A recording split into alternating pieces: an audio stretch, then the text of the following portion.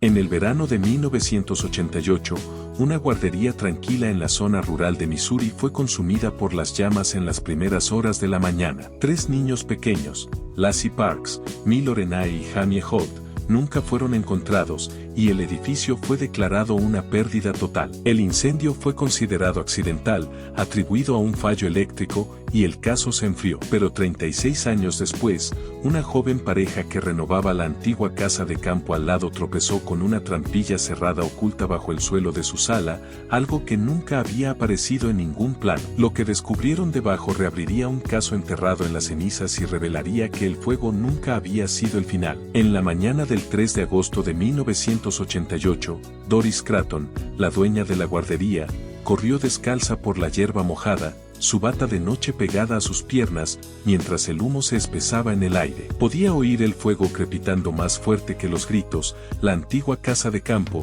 que era su guardería, ardiendo de adentro hacia afuera. Ni siquiera se había detenido a ponerse los zapatos. Las ventanas brillaban en naranja, las sombras parpadeaban detrás del cristal. Podía oír un estruendo desde el piso de arriba, tal vez un bebé llorando, pero ya no podía distinguirlo. «Dios mío, por favor», susurró, su pecho agitado mientras llegaba al porche delantero. La puerta estaba demasiado caliente para tocarla, el humo salía de las esquinas como si fuera algo vivo. Gritó pidiendo ayuda, pero Willow Creek, un pueblo de solo 600 habitantes, aún dormía, sin sirenas, sin vecinos. Ella creía que las llamas se habían originado en la cocina, una vieja estufa eléctrica que siempre había querido reemplazar. Pero ahora sus manos estaban negras de hollín y sus pulmones ardían. Y 3 niños estaban desaparecidos. 3, no 1, no 2, Lassie, Milo y Jamie. Los había colocado en el cuarto de atrás para su siesta, lejos del calor, pero ahora habían desaparecido, y los bomberos llegarían demasiado tarde. Su búsqueda no arrojó nada más que metal quemado y vigas del piso deformadas. El oficial de bomberos declaró la causa como accidental, y se presumió la muerte de los niños. No se encontraron restos, ni siquiera huesos. Durante 36 años, Willow Creek aceptó la historia. El incendio se los había llevado, hasta ahora. El 12 de abril de 2024, Mark y Emily, una joven pareja que renovaba la casa de al lado, descubrieron una trampilla de metal debajo del suelo de su sala. No la habían visto en los planos y tenían curiosidad por saber qué podría estar escondido allí. Mientras Mark levantaba las tablas del suelo, golpeó algo metálico, y después de trabajar un poco con una palanca y algo de PV Blaster, logró abrirla. Un estrecho espacio de arrastre conducía a una habitación oculta, su aire estancado y teñido con el olor a talco para bebé. Dentro, Mark y Emily encontraron una vista inquietante, una guardería que no se había tocado en décadas. Una cuna, un caballito de balancín, un juguete de apilamiento de plástico, todos artículos de los años 80, intactos por el tiempo, pero extrañamente preservados. El hallazgo más escalofriante fue una placa con el nombre en la cuna, Jamie. El corazón de Emily se detuvo. Rápidamente buscó el nombre y encontró una conexión con el incendio de la guardería de 1988. Los 3 niños desaparecidos, Jamie, Lassie y Milo, aparecieron en los resultados de la búsqueda. Allí, debajo de la casa, en una habitación olvidada, estaban los restos de un oscuro secreto. 3 cunas, 3 nombres, 3 niños desaparecidos. La habitación parecía deliberadamente oculta, como si alguien hubiera querido mantener algo o a alguien encerrado. Mientras la pareja registraba más la habitación, Emily encontró una segunda cuna etiquetada Lassie, y una tercera, una cuna más pequeña marcada Milo. Quedó claro, alguien había hecho grandes esfuerzos para preservar una parte retorcida de la historia, una verdad oculta sobre los niños desaparecidos que nunca se había querido descubrir. De repente, Mark oyó el tenue sonido de pasos sobre ellos, resonando por la vieja casa. Alguien caminaba por su sala. La escalofriante realización se hundió. La historia de los niños desaparecidos, que se había creído terminada, estaba lejos de haberse acabado. Mark contuvo la respiración mientras los pasos sobre ellos crujían una vez, 2 veces, ligeros y medidos. Alguien caminaba por la sala, justo encima de la trampilla que habían abierto. Emily, instintivamente, alcanzó su brazo y apagó la linterna. La habitación se sumió en la oscuridad, la única iluminación provenía de la débil luz que se filtraba a través de la trampilla. Por un momento, el silencio flotó en el aire, y luego los pasos se detuvieron. Mark susurró, dejamos la puerta principal sin cerrar. La garganta de Emily se apretó. Willow cree que era un pueblo pequeño, y la gente no cerraba sus puertas, especialmente no en pleno día cuando estaban en medio de una renovación. Pero la trampilla había estado sellada durante décadas. Su descubrimiento, en este momento exacto, parecía demasiado perfecto, demasiado equivocado. Las tablas del suelo crujieron nuevamente, pero esta vez, el sonido fue más lento, alejándose en lugar de acercarse. La voz de Emily era tensa mientras susurraba: «Tenemos que salir de aquí». Mark asintió, subiendo cuidadosamente por el túnel. Llegó a la sala, asomó la cabeza por la abertura y se detuvo. La sala estaba vacía, sin sombras, sin sonido. La puerta principal estaba entreabierta. Alguien había entrado y salido. Mark y Emily intercambiaron una mirada larga y desconcertante. «Vamos a llamar a esto», dijo Mark, sacando su teléfono y marcando al 911. En 11 minutos, la subjefa Dana Yates, una local que había trabajado en la investigación original de los niños desaparecidos en 1988, llegó. Dana, ahora en sus primeros 50, se movió con cautela mientras escuchaba el relato de Mark. «Muéstrame», dijo, entrecerrando los ojos mientras miraba la trampilla oscura. Descendió al espacio de arrastre, y cuando emergió 15 minutos después, su rostro estaba pálido. «Voy a llamar a esto como una posible escena del crimen», dijo, con la voz tensa. «Ustedes dos no tocaron nada más». Emily negó con la cabeza. «Solo lo que ven movido». Al caer la noche, la propiedad Crenshaw estaba llena de policías. Cinta amarilla rodeaba el área, y una unidad móvil de evidencia del condado de Jefferson estaba en el sitio. Llegó la furgoneta del forense, y los vecinos observaban en silencio mientras los investigadores documentaban cada centímetro de la guardería. La detective Rachel Leaire, líder del grupo de trabajo, llegó justo después de las 6 de la tarde. Sus botas estaban embarradas de su caso anterior, y se movió rápidamente, asintiendo con la cabeza a Dana antes de deslizarse bajo la cinta amarilla. 30 minutos después, emergió, su expresión sombría. «Quiero todo empaquetado y registrado: cajas, juguetes, ropa de cama, reproductor de cintas, especialmente las cintas», ordenó. Sus ojos se volvieron hacia Emily. «¿Dijiste que esta habitación estaba sellada bajo las tablas del suelo?» Emily asintió, su voz apenas un susurro. «Oculta. No hay escaleras, solo ese túnel». La mirada de Rachel se oscureció mientras observaba nuevamente la habitación. «Esa estructura no fue construida en 1910, murmuró. «Es demasiado moderna, contrachapado reforzado, finales de los 70 o principios de los 80. Quien la construyó sabía lo que hacía». Mark dudó antes de preguntar en voz baja: «¿Crees que alguien los mantuvo allí abajo?». Rachel no respondió de inmediato. Sus ojos se dirigieron hacia la trampilla abierta. «Había 3 cunas», dijo Emily suavemente, «pero no cuerpos, no ropa, solo juguetes». Rachel se volvió hacia ellos, su voz calmada pero firme. «¿Alguno de ustedes tiene algún historial con esta casa? ¿Conoce a los propietarios anteriores?». «La compramos por ejecución hipotecaria», explicó Mark. «Antes de eso, estuvo vacía por un tiempo». «El hombre que la poseía». «Stanley March». La cabeza de Rachel se levantó de golpe. «Stanley March, el oficial de bomberos de la investigación de 1988. Las cejas de Emily se fruncieron. «No lo sabía». El rostro de Rachel se endureció. «Él fue quien declaró que el incendio de la guardería fue un fallo eléctrico accidental, y vivió aquí durante los últimos 15 años». La historia se difundió a nivel estatal al día siguiente,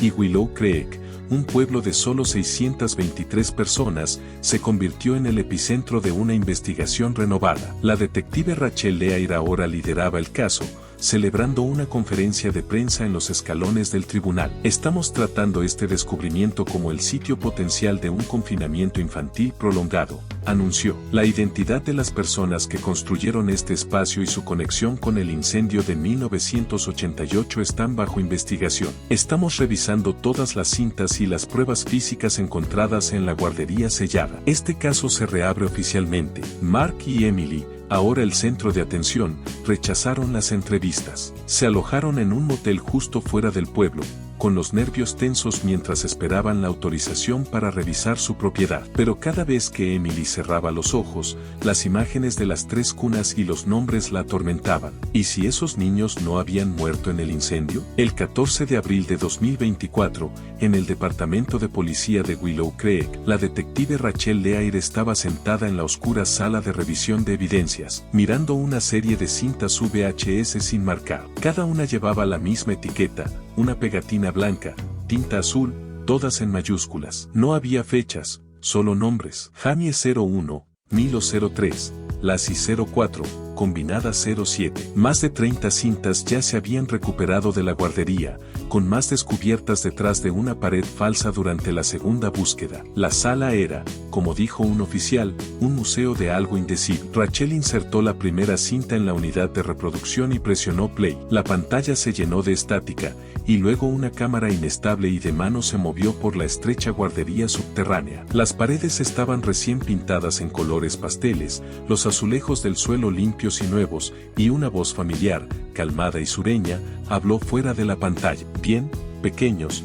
empecemos con nuestros estiramientos. 3 niños pequeños estaban alineados frente a la cuna etiquetada Lassie. Sus expresiones eran vacías, inquietantemente quietas. Le damos las gracias al señor March por nuestro hogar. Todos aplaudimos. Los niños aplaudieron al unísono, mecánicamente, sus rostros vacíos de emoción. La frente de Rachel se frunció mientras presionaba pausa. Rebobinó la cinta y la miró de nuevo. Los niños parecen condicionados, posiblemente entrenados, anotó. La voz pertenece a una mujer adulta, de unos 50 años. Sospechosa, Doris Cratton. Rachel insertó la segunda cinta. Esta fue aún más perturbadora. La cámara estaba fija en una esquina de la habitación, enfocada en un corralito. Dentro, Milo, el niño pequeño, estaba sentado con las piernas cruzadas, intentando meter formas en los huecos incorrectos de un clasificador. Cada intento fallido activaba un timbre. Milo se estremeció. Una voz masculina, fría y medida, vino desde fuera de la pantalla. Intenta de nuevo, Milo. La escena continuó durante más de 5 minutos hasta que Milo, frustrado, se detuvo y comenzó a balancearse. El video se cortó. Rachel se sentó en un silencio atónito. Esto no era solo alguien escondiendo niños. Esto no era un secuestro. Esto era un programa. Más tarde esa tarde, convocó a la subjefa Dana Yates a la sala de visualización. ¿Reconoces esta voz?, preguntó Rachel, presionando play en la última cinta. Esta mostraba a los 3 niños pequeños sentados en una mesa en miniatura, trabajando con crayones. En la pared lejana, una pizarra llevaba el mensaje crudo: sé bueno, obedece. El rostro de Dana cambió mientras miraba el video. Esa es ella, dijo suavemente. Esa es Doris Cratton. Ella murió en 2003, agregó Dana, su voz llena de realización. Cáncer. Está enterrada aquí en el pueblo. Rachel se recostó en su silla, procesando la información. Ella era la dueña de la guardería, murmuró. La detective Rachel Leaire estaba sentada en la sala de evidencias,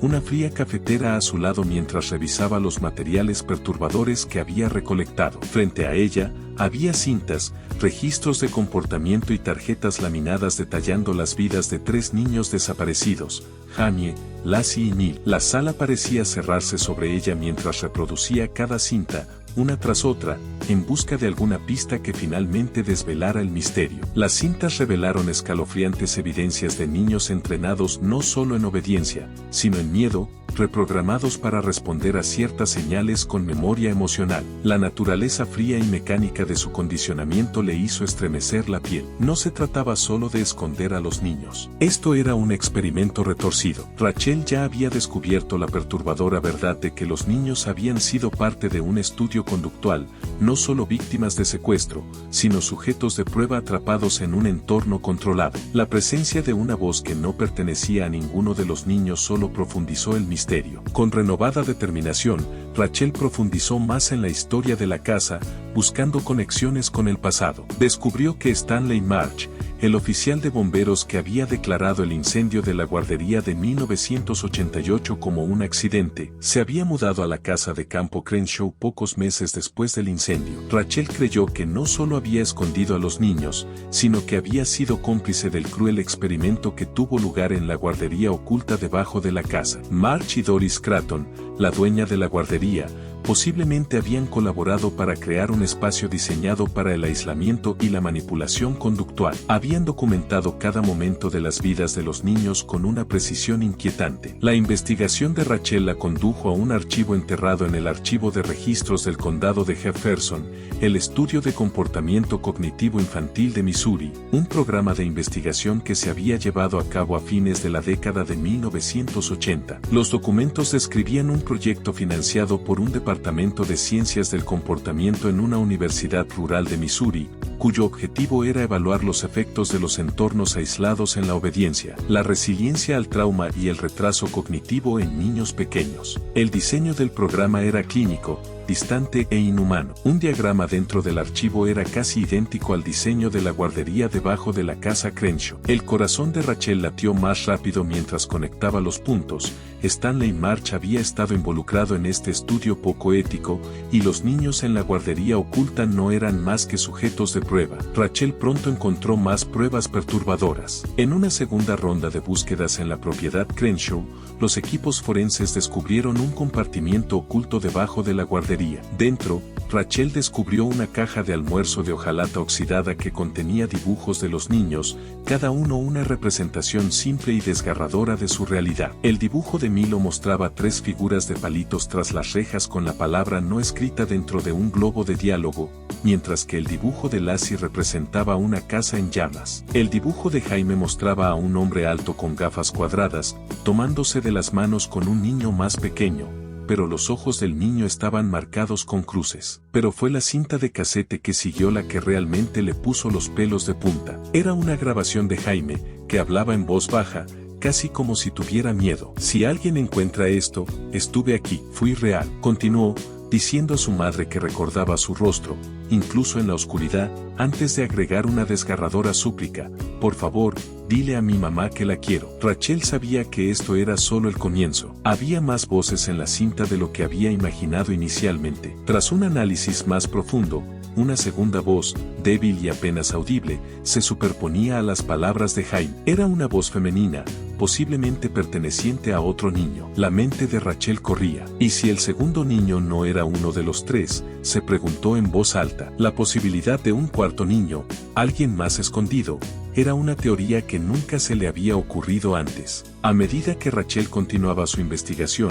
descubrió más pruebas de que los niños habían sido sometidos a una inquietante rutina de entrenamiento en obediencia. Los registros de comportamiento detallaban todo, desde hábitos alimenticios hasta respuestas emocionales, con anotaciones meticulosas sobre su progreso y fracasos. Las cintas, los dibujos, los registros señalaban todos hacia una verdad escalofriante. Los niños habían sido parte de un siniestro y largo experimento que había sido meticulosamente documentado por los adultos que habían orquestado su cautiverio. Con cada descubrimiento, Rachel sentía el peso de la verdad presionando sobre ella. Los niños desaparecidos ya no eran solo víctimas de un trágico incendio. Eran parte de una narrativa más grande y perturbadora, una historia de manipulación, secreto y horribles experimentos. Rachel había descubierto los rastros dejados por los niños, y ahora era su responsabilidad seguirlos hasta el final, para llevar justicia a aquellos que habían sido olvidados durante tanto tiempo. Rachel prácticamente podía mapear sus vidas solo por la densidad de la tinta,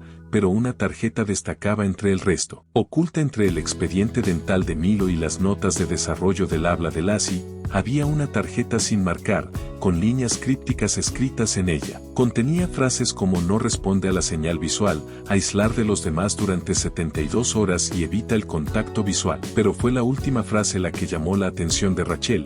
Se refiere a sí misma como Baby Blue. Ese nombre nunca había aparecido en ningún informe oficial, ni una sola vez. Un escalofrío recorrió la espalda de Rachel mientras revisaba nuevamente los registros de asistencia de la guardería. Había 12 niños matriculados el día del incendio, 9 fueron contabilizados, pero 3 estaban desaparecidos. Y en un borrador del informe del incidente, una nota de Doris Cratton en el margen se destacó: Blue durmió durante la merienda, revisado en el gráfico de siestas. Rachel marcó la línea. Había habido un cuarto niño, uno que nunca fue reportado como desaparecido, uno que nunca había sido declarado muerto, uno cuyo nombre, al parecer, había sido borrado. Más tarde esa tarde, Rachel se dirigió a los archivos de servicios infantiles del Departamento de Salud de Missouri en St. Louis. Después de horas de espera, finalmente accedió a los registros de servicios infantiles de 1988. Los registros estaban en su mayoría redactados, pero una entrada llamó su atención: niña pequeña encontrada vagando por la ruta 9 2 meses después del incendio. Edad estimada: 4. Sin habla, desnutrida, tatuada con la letra B en su muñeca. La niña fue colocada en una instalación estatal bajo el nombre provisional de Brin. Más tarde fue acogida y adoptada por Thomas y Elaine Calbell en 1990. El corazón de Rachel latió con fuerza mientras revisaba el archivo de adopción. La foto de la identificación adjunta mostraba a una mujer que parecía común, con cabello castaño, piel pálida y una ligera asimetría en su ojo izquierdo. Pero el débil tatuaje en su muñeca interna, una letra mayúscula B, destacaba. Brin Calbell había sobrevivido, mal identificada y etiquetada, escondida como una Jane Doe. La mente de Rachel corría. Los otros 3 niños nunca fueron encontrados, pero Brin había vivido, una sobreviviente silenciosa todos estos años. ¿Era posible que hubiera olvidado todo, o se había quedado en silencio a propósito? Rachel marcó el número listado en la información de contacto de Brin. Sonó 2 veces antes de que una voz suave y cautelosa respondiera. Hola. Rachel respiró hondo. Brin Calbell. ¿Quién llama? Mi nombre es la detective Rachel Leair del Departamento de Policía de Willow Creek. Estoy investigando un caso relacionado con el incendio de la guardería de Willow Creek de 1988. Hubo silencio al otro lado. Rachel continuó suavemente. Creemos que podrías haber sido uno de los niños escondidos en una guardería sellada debajo de una casa en esa área. Una pausa, luego, apenas audible: no sé de qué estás hablando. Rachel permaneció calmada. Encontramos dibujos, cintas, una voz. Creemos que una de ellas es tuya, la niña que se llamaba Baby Blue. Otro largo silencio. Luego, en un susurro, Brin habló: no se suponía que me encontraras. Rachel apretó el teléfono. Sé que esto es aterrador, pero no estás en problemas. Fuiste una víctima. Queremos ayudarte. Necesitamos tu historia. Brin exhaló temblorosamente. No recuerdo todo, admitió, pero recuerdo la oscuridad. Recuerdo a él, sus gafas, y como dijo que el incendio fue un regalo que nos hizo desaparecer. La garganta de Rachel se apretó. ¿Puedes encontrarme? Una pausa. No salgo de noche, dijo Brin, pero lo intentaré. Esa noche, Rachel no durmió. Revisó las cintas nuevamente, escuchando atentamente las voces, la cadencia y el miedo susurrado. La voz de Jaime se había quebrado con las palabras: quiero ir a casa. Habían sido 4 de ellos. 3 nombrados, 1 borrado. Y ese niño borrado había sobrevivido. El 18 de abril de 2024, Rachel condujo hasta Springfield, Missouri, para encontrarse con Brin. El café estaba casi vacío cuando Rachel entró. La lluvia corría por las ventanas, y el suave zumbido de las máquinas de espresso y el jazz lejano llenaban el aire. Los ojos de Rachel escanearon la habitación, y luego la vio, Brin Calbell, sentada en un banco en la esquina junto a la ventana, tensa, los ojos fijos en la puerta. Una taza de cerámica permanecía intacta frente a ella. Brin llevaba un suéter gris con las mangas hasta los nudillos. Sin maquillaje, el cabello recogido de forma suelta. Sus manos temblaban levemente cuando alcanzó la taza. Rachel se acercó lentamente, consciente del trauma que aún la envolvía. Brin, dijo suavemente. La mujer asintió, sin apartar los ojos de ella. Rachel se deslizó al banco frente a ella. Gracias por encontrarte conmigo, dijo en voz baja. Brin no respondió, solo miró, parpadeando demasiado a menudo, como si estuviera resistiendo algo que se levantaba detrás de sus ojos. Rachel esperó. El silencio era parte del proceso. Finalmente, Brin susurró: no he hablado de eso en 20 años. Rachel asintió. Está bien, no tienes que recordar todo. Yo no recuerdo mucho en absoluto. Brin miró hacia abajo, o no lo hacía, hasta que llamaste. Rachel colocó una foto sobre la mesa, una imagen fija de una de las cintas recuperadas de la guardería. 3 niños pequeños estaban sentados tranquilamente en una mesa de plástico, y en la esquina, apenas visible, había un cuarto niño. Ella estaba de espaldas a la pared. ¿Eres tú, Preguntó Rachel suavemente. Las manos de Bryn temblaron mientras alcanzaba la imagen. Recuerdo esa camiseta, susurró. Tenía un pato. Era mía. Rachel dejó que el peso de eso se asentara entre ellas. Nunca te listaron entre los desaparecidos, dijo suavemente. Nadie te reportó. Ningún registro. Solo esa letra B. Bryn asintió lentamente. No me llamaron Bryn. No tenía nombre. Me lo di yo misma después. Baby Blue. Eso es lo que pintaron en la pared cerca de mi cuna. Nubes azules y blancas. Ese era mi espacio. Eso era todo lo que tenía. Su voz se quebró. Los demás tenían nombres. Yo no. No era como ellos. No lloraba. No hablaba. Así que me mantenían separada. Rachel sintió que su pecho se apretaba. ¿Te hizo daño Doris? Bryn negó con la cabeza. No al principio. Ella era suave, voz cantarina. Me daba crayones, ositos de goma. Pero si no seguía a los demás, si miraba hacia otro lado, me ponían en la caja. Rachel frunció el ceño. La caja. Los ojos de Bryn se desviaron hacia la ventana, la lluvia bajando como lágrimas. Era una jaula para perros. Me metían allí cuando desobedecía. Sin luz, sin sonido durante horas. Al principio gritaba, y luego dejé de hacerlo. Rachel se inclinó hacia adelante. ¿Quién más estaba allí además de Doris? La voz de Bryn se volvió quebradiza. El señor March. La voz de Bryn se quebró mientras hablaba. Él venía de noche, limpiaba las cosas, traía cintas nuevas. A veces traía a gente. Rachel se tensó. ¿Qué tipo de gente? Hombres. Siempre hombres. Nunca nos hablaban. Solo nos observaban desde la esquina, escribían cosas, luego se iban. ¿Te sacaron alguna vez de la guardería?, preguntó Rachel. Bryn asintió, despacio y temerosa. Una vez, solo yo. Me dijeron que era especial, que escuchaba,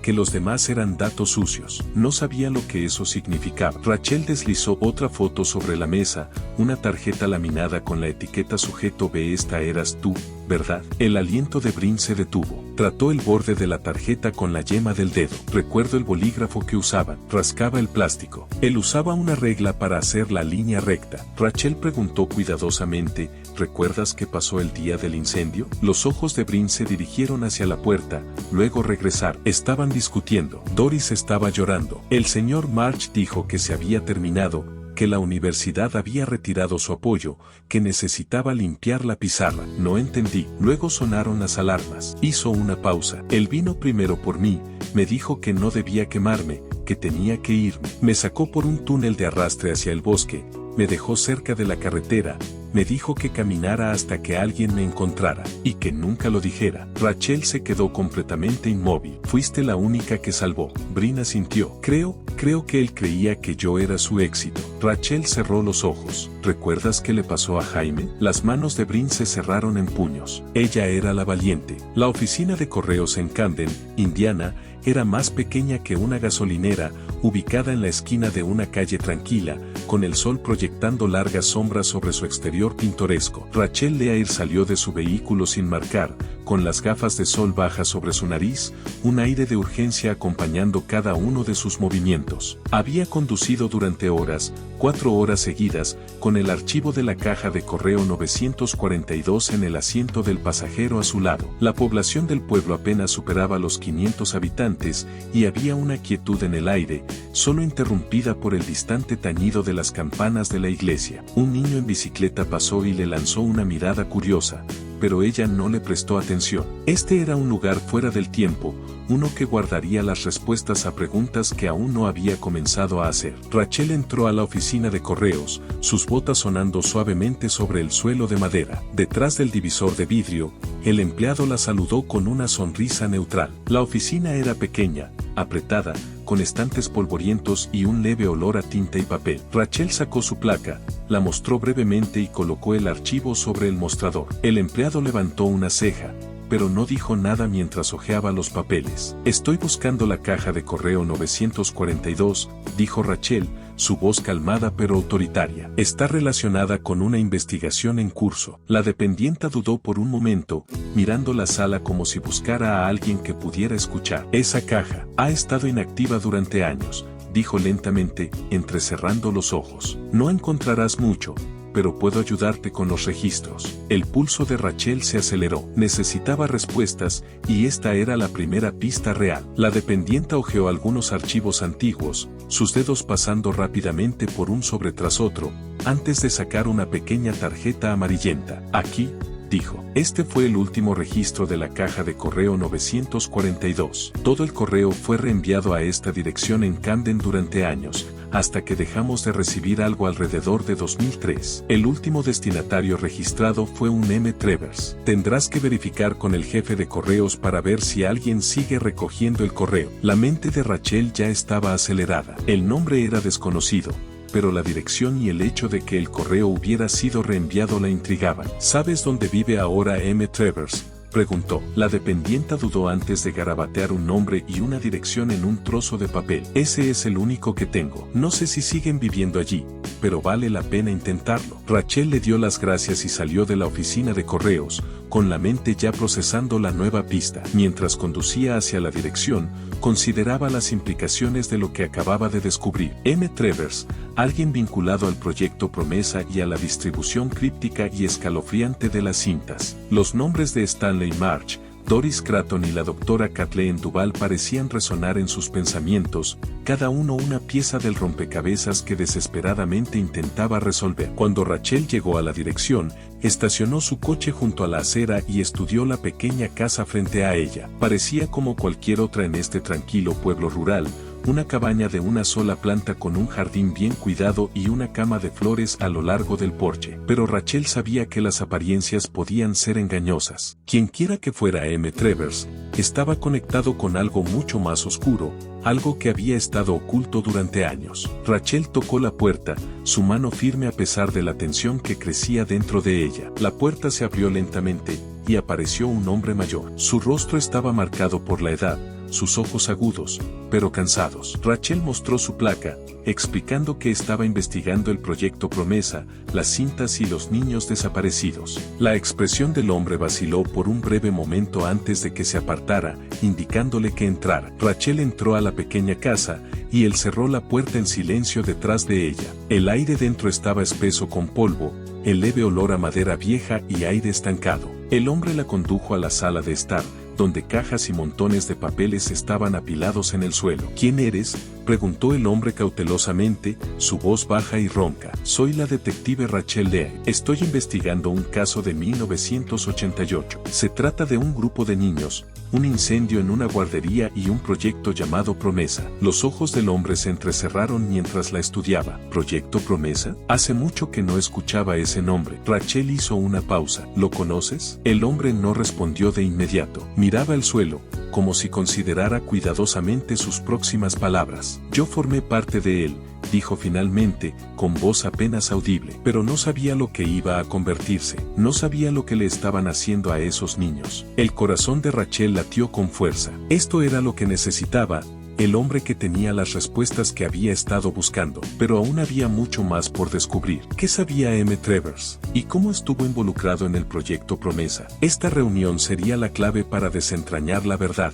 pero las preguntas ahora pesaban más que nunca. ¿Por qué no te presentaste?, preguntó Rachel, su voz firme pero comprensiva. ¿Por qué guardaste silencio todos estos años? M. Travers la miró, sus ojos llenos de arrepentimiento. Formaba parte de ello. Pensé que era para investigación, para la ciencia. Pero cuando vi lo que les estaban haciendo a esos niños, cuando vi cómo los estaban manipulando, no pude vivir conmigo mismo. Así que me fui, pero nunca realmente me fui. El proyecto Promesa no se va. Te encuentra, siempre te encuentra. Una voz masculina, baja y autoritaria, habló fuera de la pantalla. Sonríe. ¿Estás feliz, verdad? Los rostros de los niños estaban vacíos, demasiado forzados, demasiado perfectos. No sonreían por sí mismos. Estaban condicionados para sonreír cuando se les decía. El estómago de Rachel se revolvió mientras observaba a Bryn, que no tenía más de 6 años, pararse incómodamente al lado del pastel. Su sonrisa, frágil y ensayada, estaba lejos de ser genuina. La escena parecía una burla de la infancia, una grotesca exhibición de obediencia. La grabación se cortó abruptamente, y Rachel sintió un profundo dolor en su pecho al ver a Bryn sola en una habitación blanca y estéril, sentada en una silla de plástico. La voz del hombre nuevamente. ¿Quién eres? Soy Baby Blue, respondió, su voz casi robótica, como si recitara una línea que le habían hecho memorizar. ¿Y a quién perteneces? Las palabras salieron en un susurro, sin emoción. A ti. Rachel golpeó el botón de pausa, su mano temblando mientras absorbía lo que acababa de presenciar. Rebobinó la cinta y la miró de nuevo, su respiración pesada en su pecho. Baby Blue, Bryn Calpel. La niña había sido quebrantada, condicionada, moldeada en la creación de otra persona. La horrenda realización de que Bryn había sido parte de este retorcido experimento, no solo como víctima, sino como sujeto en un programa en curso, golpeó a Rachel como un golpe físico. La mente de Rachel corría, conectando los puntos. El proyecto Promesa no era un incidente localizado. No era solo un incendio en una guardería que salió mal. Era una red bien financiada, de gran alcance, que se extendía a través de los estados, operando bajo la apariencia de una investigación científica, pero era un sistema basado en manipulación, miedo y explotación infantil, y aún estaba operando, oculto a plena vista. Rachel miró nuevamente el libro de registros, escaneando los nombres y las anotaciones que habían sido codificados, la lista de niños que abarcaba décadas. Lassie, Milo, Jaime, sus nombres habían sido borrados, sus identidades sistemáticamente borradas del registro. Y ahora, Bryn había resurgido, marcada como recuperada en 2024. La red sabía que ella seguía viva. La habían estado observando, esperando que cometiera un error, esperando que los llevara a algo que pudieran controlar nuevamente. Rachel no podía deshacerse de la idea. ¿Cuántos más niños había allí afuera, ocultos, olvidados, sus vidas documentadas de la misma fría y distante manera en que se había documentado la de Bryn? ¿Y quiénes eran las personas detrás de esto? Los nombres, los rostros, las voces, tenían que ser expuestos. Ella tenía que llevarlos ante la justicia. Rachel se levantó del escritorio, caminando de un lado a otro en la pequeña sala de evidencias con poca luz. Las cintas, el libro de registros y el disco duro, todo apuntaba a una sola conclusión. El proyecto Promesa no había terminado. Estaba evolucionando, operando bajo el radar, y ahora había sido resucitado con el regreso de Bryn. Ella no era solo una sobreviviente, era un símbolo de todo lo que habían intentado borrar. Rachel agarró su teléfono y marcó el número del Grupo de Trabajo Federal. Necesitaba refuerzos. Esto era más grande que lo que podía manejar sola. Mientras el teléfono sonaba, se giró de nuevo hacia la pantalla, sus ojos fijos en la sonrisa vacía de Bryn congelada en el fotograma. Rachel hizo una promesa para sí misma en ese momento: no dejaría esto ir. Destruiría este sistema, pieza por pieza, hasta que cada última persona involucrada en el proyecto Promesa fuera responsabilizada por las vidas que habían destruido. Detective Leair, respondió la voz al otro lado de la línea. Necesitamos apoyo federal. Este caso ha crecido más de lo que esperábamos. Es una red de explotación infantil que ha estado en proceso durante décadas. Necesito que empiecen a reunir información sobre un grupo llamado el Proyecto Promesa. Vamos tras todos los involucrados. La voz respondió con urgencia. Entendido. Formaremos un equipo y comenzaremos con ello de inmediato. Rachel colgó y miró nuevamente las evidencias frente a ella. Cintas, nombres y la impactante verdad sobre lo que le había sucedido a Bryn Calpel y a los demás. La lucha no había terminado, apenas comenzaba, y no se detendría hasta que cada niño hubiera sido contabilizado, hasta que cada rostro hubiera sido expuesto y cada verdad hubiera sido descubierta. El corazón de Rachel latió con fuerza mientras comenzaba la cinta, la estática dio paso a la cautelosa y susurrante voz de un niño. El sonido llenó la pequeña oficina, su impacto golpeando a Rachel como un puñetazo en el estómago. Mi nombre es N01. Me llaman Nolan. La voz era débil, frágil, pero familiar. Rachel apretó su agarre alrededor del borde del escritorio, su mente corriendo. Este era el niño de los archivos, el niño que se había perdido en las sombras del proyecto Promesa. Había sobrevivido, pero ¿por cuánto tiempo? ¿Y a qué costo? Mientras la cinta continuaba, la voz de Nolan temblaba, claramente reflejando el trauma que había sufrido. Me mantienen aquí, quieren que sea bueno. Dijeron que podría irme si era bueno, pero ya no puedo ser bueno. No como Blue. Blue es la buena. Rachel sintió que la sangre se le drenaba de la cara. Blue, Bryn. Los dos habían estado ligados desde el principio, pero esto era la clave para todo, la plena extensión de la crueldad de la red, su condicionamiento. Rachel se reclinó, su mente trabajando frenéticamente mientras la cinta continuaba. Las palabras de Nolan se veían interrumpidas por un silencio espeluznante, y Rachel sabía que esta grabación no era solo un grito de ayuda, era un espeluznante documento de años de manipulación, aislamiento y tormento. Nolan había sido parte de algo mucho peor que un simple incendio en una guardería. Había sido un caso de prueba en un proyecto mucho más grande y siniestro. Un proyecto que, a pesar de sus intentos de borrar su pasado, seguía vivo, seguía buscando encontrar a sus próximas víctimas. Después de un largo silencio, Rachel rebobinó la cinta y presionó play nuevamente, pero sus pensamientos estaban en otro lugar. Nolan había sobrevivido al incendio. Lo habían llevado a otro lugar, a un lugar peor. Necesitaba más respuestas. La información en los archivos de Sanctum Hall era condenatoria, pero aún no explicaba todo.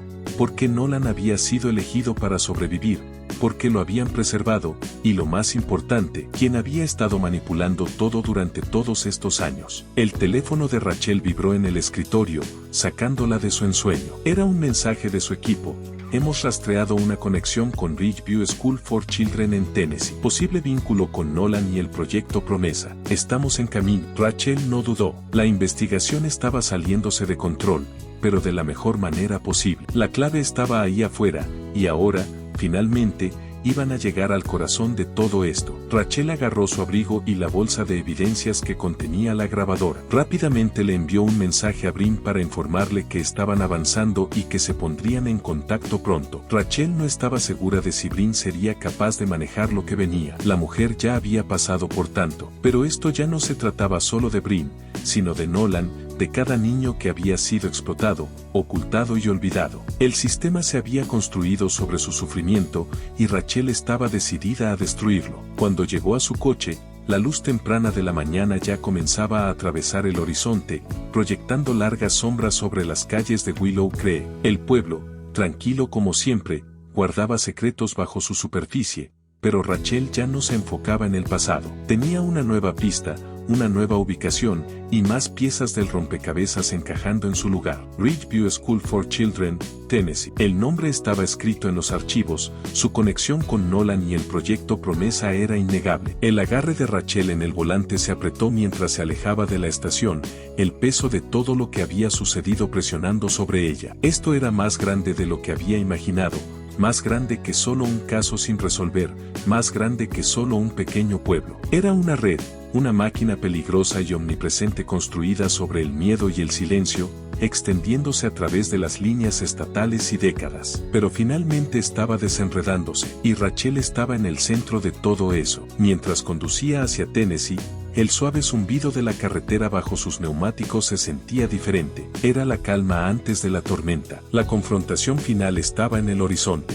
y Rachel estaba lista para ello. Él había sido el único. Había sobrevivido, pero de una manera mucho peor de lo que cualquiera podría haber imaginado. Su existencia había sido manipulada, condicionada, convertida en algo irreconocible, un experimento de control, de obediencia, en despojarlo de todo rastro de su humanidad hasta que no fuera más que un fantasma en el sistema, una clave para desbloquear la oscuridad más profunda del proyecto Promesa. Mientras Rachel se sentaba en la habitación débilmente iluminada, el peso de la investigación presionando sobre ella, las implicaciones de la cinta se repetían en su mente. Las palabras de Nolan resonaban en sus oídos.